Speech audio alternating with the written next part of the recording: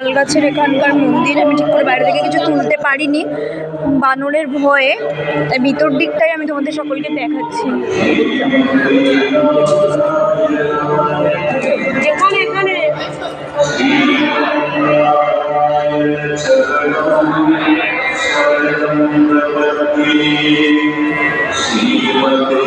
চারিদিকে এত বানর, এত মানে কিচ্ছু আর করা যাচ্ছে না।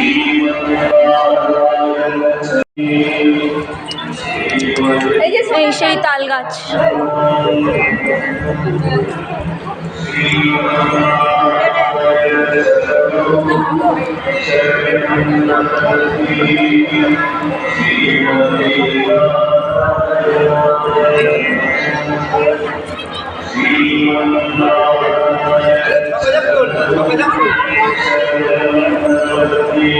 এতটাই দূরে যে পুরো ব্লার ব্লার আসছে সব কিছু।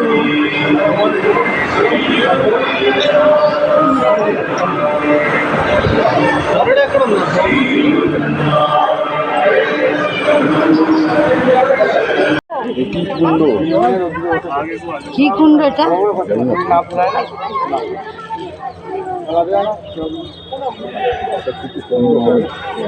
রাধাকুণ্ড না, রাধাকুণ্ড শ্যামকুণ্ড যেতে হবে কাল বাড়িতে।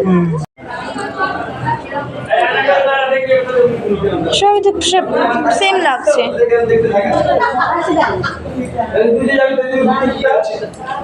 সেমই তো লাগছে।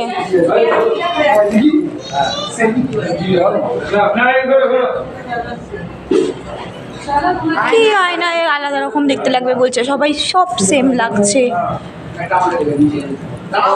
এইখানে ঢোকাচ্ছে 5 টাকা করে নিচ্ছে, নিজের ফেসিয়ালটা ভালো করে সাজিয়ে এখন তাহলে এখানে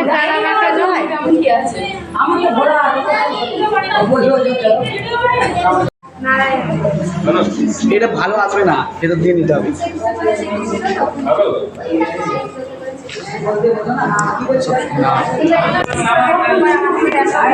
সোনার,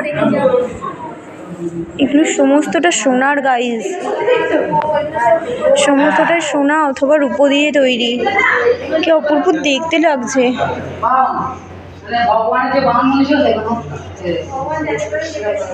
কিন্তু ভীষণ ক্যাওস হচ্ছে, তার জন্য আমি এক্সট্রিমলি সরি গাইজ। ভিতরে খুব গরম না, বাইরে যেটা তো সুতো।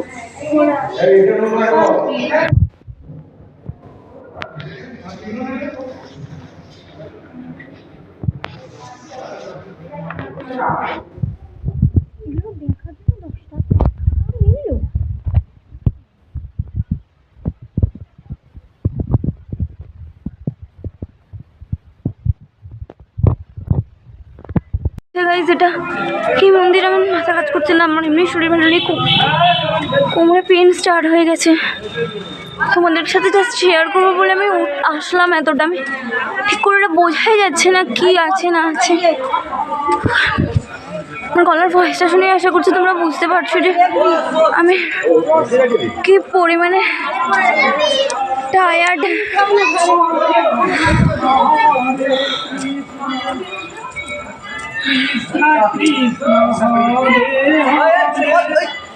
হরে রাম হরে রাম